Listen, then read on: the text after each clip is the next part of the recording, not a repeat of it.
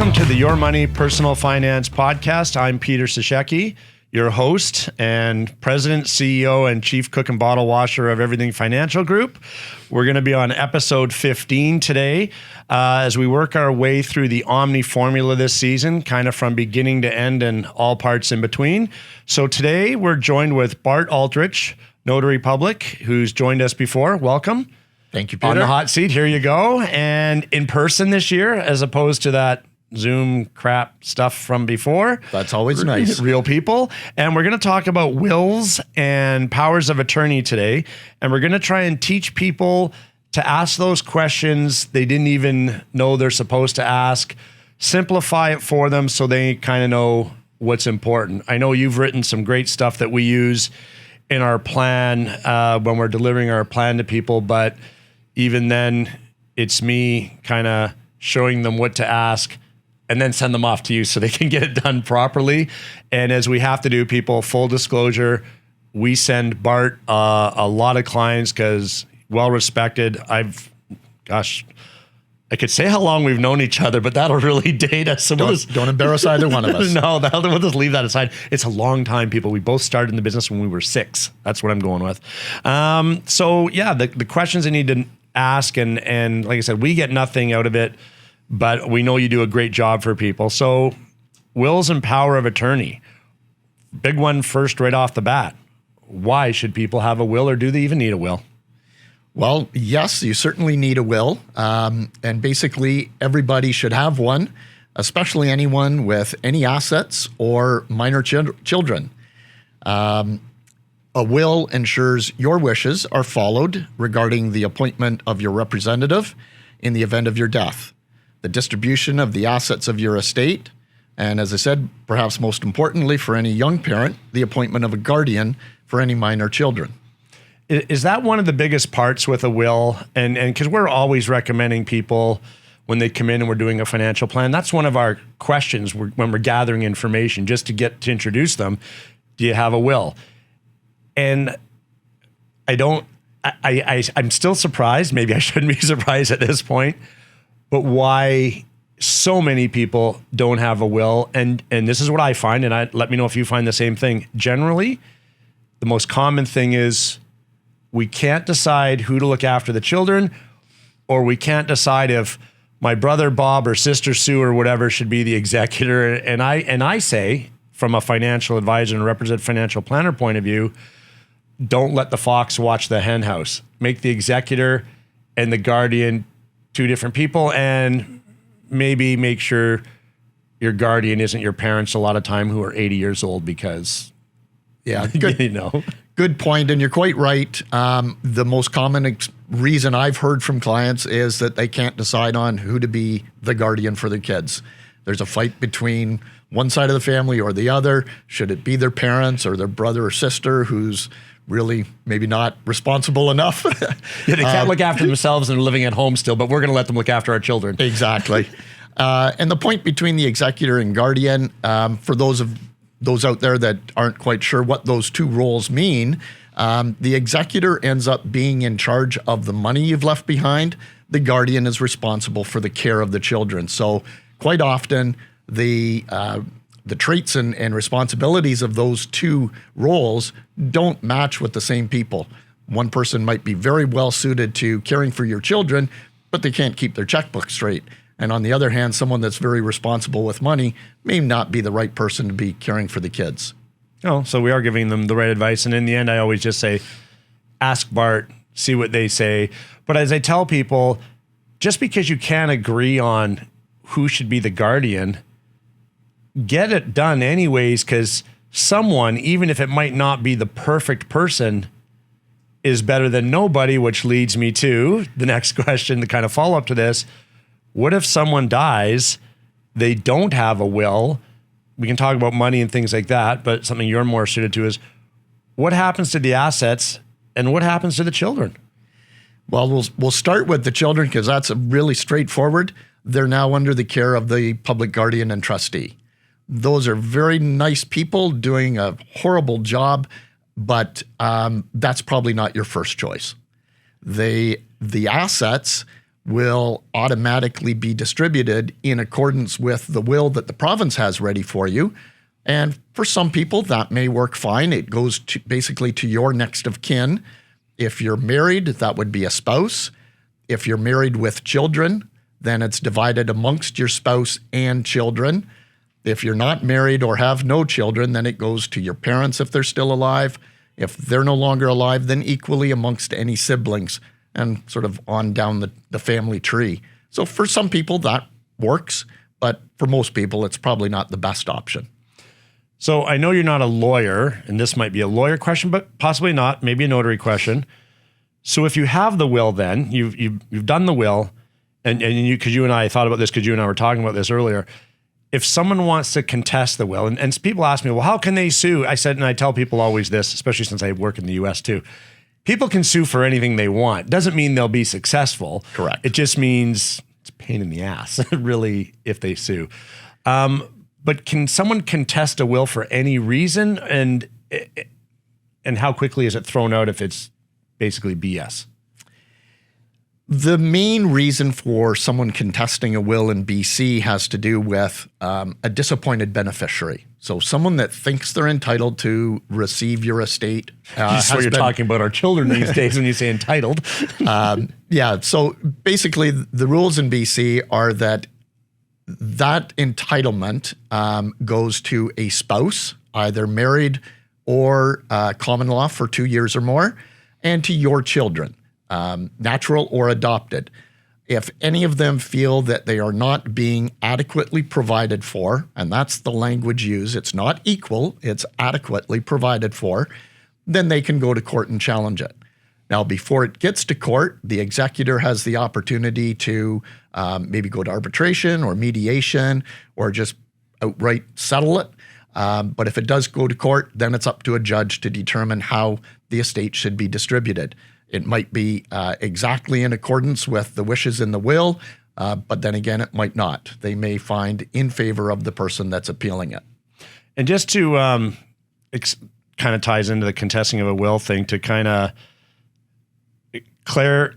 provide clarity for people who think this is Hollywood, because I was involved in executor, and there was one of these people who was feeling they didn't, I was just an executor. I mean, I had no interest in it, wasn't even in the will.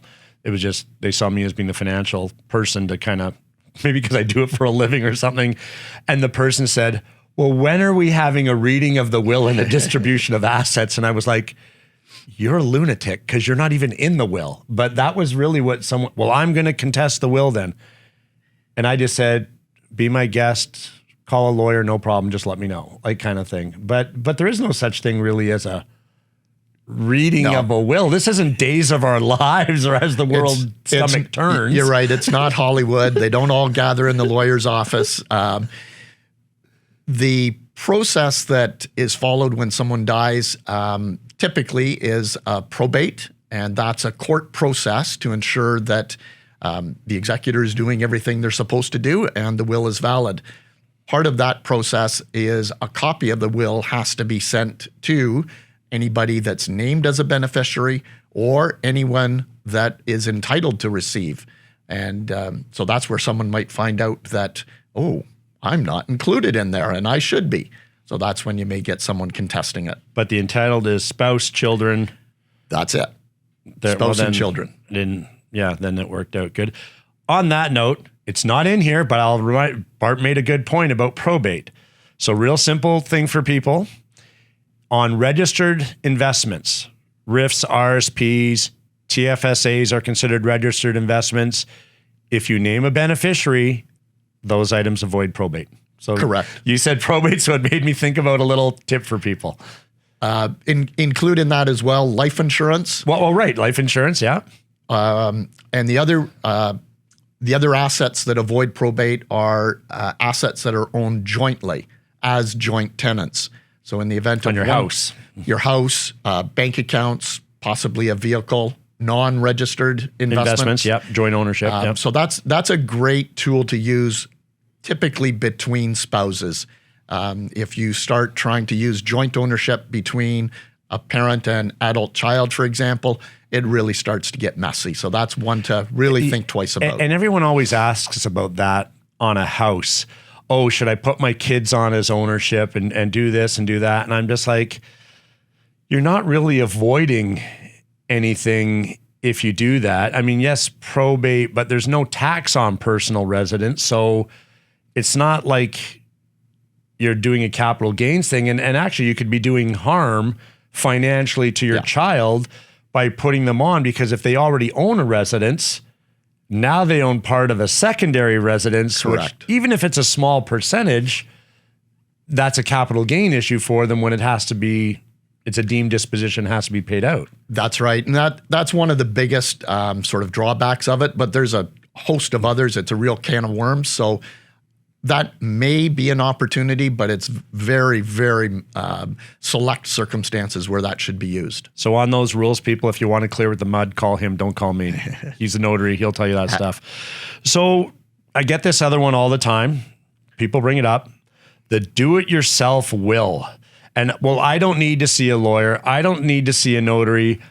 I did my will off the internet on the back of a napkin. And Is it legal? Might be. It certainly could be. Might. Oh, there's a comforting word. A will in BC, a will does not have to be prepared by a lawyer or notary to be valid. You can certainly do it yourself, but it's kind of like changing the brakes in your car. Is that really something you want to be doing? You know, using instructions off the internet? Where were those instructions? What jurisdiction did they come from? Are they BC? Is it California? Is it India? Like, who knows? So that's, I mean, you can certainly do it, but there's a lot of caution. You mean those instructions come from the Mumbai Technical Support Office? Good. And they may still be correct. And really, though, by someone doing that, how much are they really saving? Like and I know it's different and we can't put anyone on the hook because everyone charges different, I'm sure. But really, what's the range? And I know you guys are very reasonable with a will, but the time involved in putting a will together, because there's the other excuse. Oh, I don't have this. I don't have the time. And it's like, you've put together, and we have it up where periodically through this episode, the template that you've helped build for, and we send out to clients all the time to create a will. So how much time and money is really involved in getting a legal, well-written, thoughtful, kind of as ironclad as it can be, will? Typically, the process that I use is we start with a conversation, either in person, by Zoom, over the phone, to gather the information that I need to prepare things. And that'll typically take about 45 minutes. So that's not a great investment. In many cases, clients will need to go away and think about some things. Who will be appointed as the guardian? Who will be appointed as the executor? That sort of thing. Once I've got the information I need, then it usually takes about 2, maybe 3 weeks for me to put things together. I'll get a draft out to them by email, give them a chance to review it, and then we gather again to meet to review it and sign it. And that'll take another half hour or so. So their total time, maybe an hour and a half, and can usually be done within about a month or so. And what would it cost them roughly? I know you have to be paid fairly for your time, but then is there a fee or a charge or some sort of cost in registering the will or making it that next step of legal? Or yeah, typically we're looking at about $350 plus taxes for a will for one individual. That may range depending on the notary or lawyer. You might be looking $350, $500, something like that. Once it's completed, if you want to register it, that doesn't really do anything to make it more or less valid. It's just registering the date the will was prepared and where it's being stored, its location. That's done through Vital Statistics, and they charge $17 for that service. Oh my gosh, that's horrible. Well, people get the will done, but now let's say they followed our advice, they contacted you, and they got the will done, they settled on the guardian, the executor, will's in place, and then life goes on. And then at some point, they should probably review it. So what is we do the financial plan, we have a questionnaire, and we look for some key major differences in their life to say, time to review your plan. You would know about this, obviously, but when it comes to the will, is there a key thing in your life that would change, or even just a time frame that you go, yeah, you better review the will and make sure it's up to date? I suggest people review their will probably every 3 to 5 years, or certainly in the event of some major change. They've gotten married, they've had children, there's now grandchildren, kids are no longer minors and you don't need that guardian. Those are some of the things that would prompt an immediate review. That's fair enough then. We can actually add some of those questions then to our review, saying if this has changed, contact Bart and go through your will. But I've seen some things where clients come in and I go, your guardian is so-and-so. Wait a minute. Oh, your kids are 43 and 35. I mean, that's probably not the most valid part of your will anymore. What if that would happen, actually just for fun, for shits and giggles, you have a will, you die, there's a guardian, but your kids are like 30 years old. It just gets overlooked. I mean, it's no longer applicable.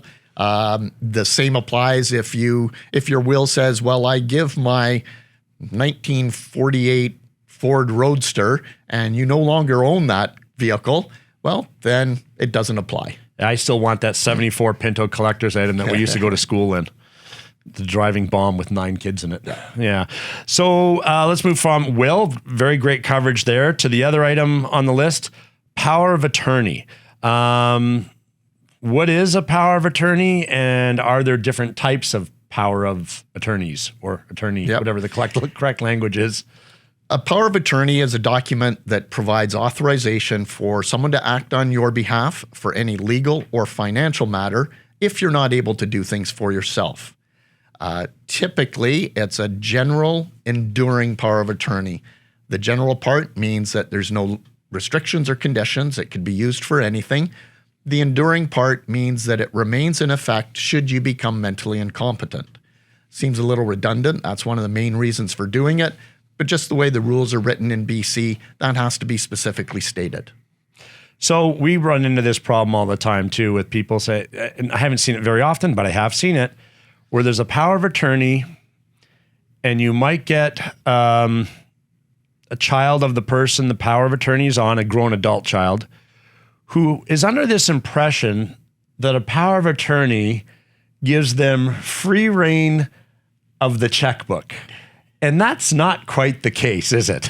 No, the rules are very strict. A power of attorney would allow, in that case, that adult child to access their parents' funds, but that money has to be used for the parents' needs only, unless the power of attorney allows otherwise. So a typical scenario where we've got 2 individuals who are married, their power of attorney might allow for their individual funds to be used for each other's needs. That way, it doesn't matter whose money it is, whose RSP or whose TFSA, that money could be used for either one of them. But it's also, isn't it, am I correct? It's only if, so you've got mother, father, spouse has passed, they name an adult child on the power of attorney, but they're still fully competent. It's there for when they're not competent, but they get an adult child who thinks they have the key to the vault. Well, a power of attorney goes into effect immediately upon signing, and it can be used at any time for any reason. So typical examples, if the adult, who is the person appointing someone, if the adult is away on vacation and something goes wrong at the house, a tree falls on a house, the sewer backs up, someone needs to be there for restoration and insurance matters, well, the individual that's been appointed can deal with that while mom enjoys her vacation over in Hawaii without needing to worry about anything. So it can be used at any time, but it doesn't take away the adult's right or ability to still manage things for themselves. If someone goes in and does do something inappropriate, then the adult may still be liable for it, but they can then fire the attorney. Yeah, and I've had a few instances in all these years where I saw something that just looked, and then even more so, it just smelt off. And that's where I've called the client and say, I know you have a power of attorney, but I know you're perfectly sound. I just want to make sure you did approve this. And in a couple cases, no, I didn't. And one of them was because I went to a great conference last year on elder abuse. Yeah. And elder abuse in most cases is financial. Yeah. And in most cases, it's from someone close, as in a spouse or brother or sister or someone who's aiding in that thing. And I've seen cases like that where I've just then picked up the phone and say, are you aware that this was requested? So usually I can find a reason to stall for a day or so. And in a couple cases, it was something that the person knew nothing about, and then it's time to call the lawyer, change who's the representative on that.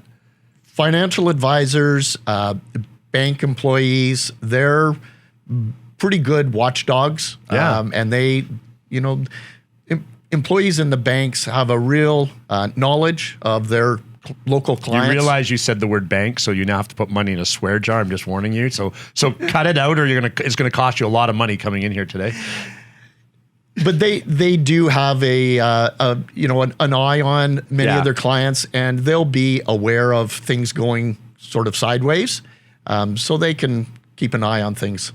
Yeah, they're certainly not liable for anything or under any obligation, but they do take it seriously. I know me as a registered financial planner acting in the role as a fiduciary, so what's in the best interest of the client, those are things we obviously watch out for. And I know the answer to this, but a lot of people don't know the answer to this. When does the power of attorney end?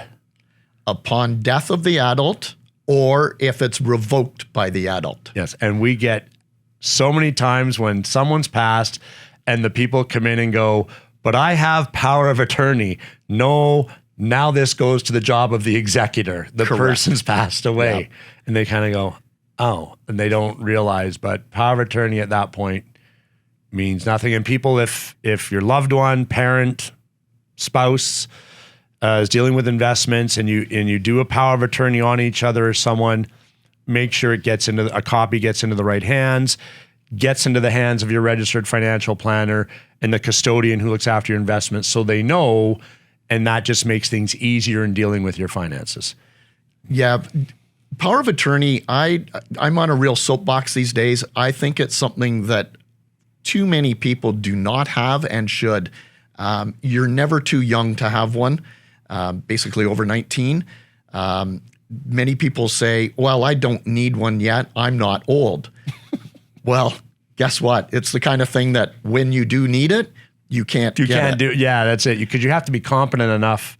Correct. To sign. I know when my father-in-law was alive and he needed to get a power of attorney, speaking of victim of abuse, that we found out, and it had to be done, and they tried to say he was incompetent. We had that, and I know at that time when that happened, because he wasn't here in the Lower Mainland, you put me on to some people, and they do and I'm not sure the terminology you'll know, but they did some sort of test to make sure, oh, wait a minute, he hasn't had dementia for 7 years. He's perfectly fine and can make this decision on his own, because they had someone trying to say he wasn't competent and basically tap into the purse strings. It happens. Yeah, unfortunately, it does. Power of attorney is really there. I call it like house insurance, property insurance. You'd hope you never need to use it, but if you need it, you'd better have it. Yeah, makes sense. Now, and I'm going to get this wrong, but there's also a thing, and I think the names have changed in the past, a representation agreement, and that's not in a power of attorney though, is it? That's a separate item. It's a completely separate document. A power of attorney allows someone to act on your behalf for legal or financial matters. It has nothing to do with medical decisions. So that's what that is. A representation agreement is very much like a power of attorney. It appoints someone to make those medical or personal care decisions on your behalf if you're not able to for yourself for any reason. So if someone comes in, they're doing a will, and I know we send people to you all the time, will, power of attorney, and I know you said you're on a soapbox about power of attorney, but representation should really be done. It can all be done, I guess, at the same time. It can all be done at the same time. They can be done at separate times as well. There's really no connection one to the other. A representation agreement may or may not be absolutely necessary, certainly recommended, but there are at least default mechanisms in place in BC. Your next of kin would be allowed to make medical decisions for you, but there's lots of people where that may not be quite suitable. You may want someone else making those medical decisions. For example, a parent who, without a spouse, that those decision powers would go equally amongst all their children. Well, there may be some family conflict where one child would want one thing, maybe not actually in keeping with the parents' wishes. Yeah, and you do see that too with, again, no ill will intended, but if there's 3 or 4 kids, 2 kids even, but 3 or 4 kids involved, and sadly there's no hope of that parent recovering in the current state they're in, and not trying to sound at all like I don't care, but who's going to be the one who bears that responsibility of, as they say, pulling the plug? But all of a sudden, the person's on a respirator and you have to decide, do they be taken off? And there's where a representation agreement takes the onus off of somebody and the guilt that may follow, even though that is in the parent's best interest, and the siblings, one blaming another. You made that decision and we didn't agree, or and one thing to distinguish, a representation agreement appoints the individual to make those decisions. It doesn't necessarily provide any guidance of what decisions are to be made. That's certainly a conversation that people should have with their families. So whether there's a representation agreement or not, everybody is on the same wavelength in terms of how mom or dad wants care to be taken. Horrible discussion to have, but great one though. Like, if mom or dad, if you're ever in this what situation do you need to be in to say enough is enough? Yeah. For lack of a better term, really. It really comes down to what their values and beliefs are and what kind of quality of life they want. And some people want to, fight everything right to the very end and give it their all, and that's great. And other people may say, you know what, if it's at this point, then just let things go. But that's a conversation that parents and their children need to have. Yeah, for sure. Because now in BC, I know we have, and they may in other provinces, I don't know, they have this made decision you can make. And I know of a friends of ours where the sister just made, not to play on words, but elected that decision a few weeks ago, and a tough one to do. And it was, I know the sister who was really close to her and helping her said, I'm glad she made the decision because I couldn't make that decision for her. And then the person that's when there's literally zero chance of recovery and I don't know all the ins and outs that go to it, but it's a difficult conversation. Yeah, anytime you can take that out of someone else's hands, I suggest do it, because trust me, I've been involved and it's not an easy thing to have to decide on. And when you can go to see someone like yourself and plan for you can never plan for everything, I guess, but plan for as much as you can. That's right. It's worth doing it to make everyone's lives a little easier at that time. If you have very specific and I won't say hard line, but very adamant choices that you want made, then you can outline that in an advanced care directive. Oh, another document. There we go. So there's basically 4, but you can stipulate the kind of care and treatment that you would want if certain events were to unfold. And that more or less is a legal document that provides your wishes and then must be followed by your representative, whether it's someone appointed or by default, and by the medical community. So let's make sure for a summary I've got them all, and we're going to provide information for the people who view this, and they can go to the PDFs and things we'll provide. So we've got the will, we've got the power of attorney, we've got the representation agreement, and we've got the advanced care directive. Correct. I got them all. I passed 100% today. That's not bad. Well, thanks for joining us. Already Peter. Come to an end. Episode 15, people, is wrapped up. If you want to get a hold of Bart and his team, we've got the information there on the screen with his contact information. I suggest reach out, book an appointment. I know when it comes to even just reviewing what you already have in a will, He's quick, concise, fair on pricing. I've never had an issue with people to get that done. So I suggest everyone have a look. Go to Everything Financial Group on YouTube, and you can view this and past episodes, and you can contact us at White Rock, Langley, where else do we have offices here? Victoria, Scottsdale. Just go to everythingfinancial.com, hit the contact information, and you'll be able to find us. And we look forward to episode 16, when we're going to be talking with Sarah Moores from BTM Lawyers about separation and finances. There's the dirty topic we all want to get into. So thanks again, Bart. Thank you, Peter. Happy New Year. Happy New Year.